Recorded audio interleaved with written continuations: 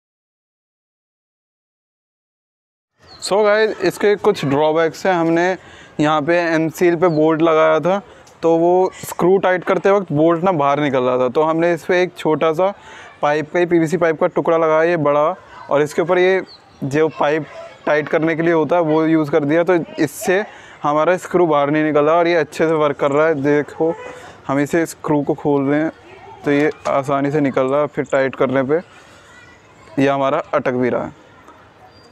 इसका नाम मेरे को याद नहीं आ रहा, आप हमें कमेंट करके बताना। Thank you for watching, like our video, subscribe to our channel. Thank you.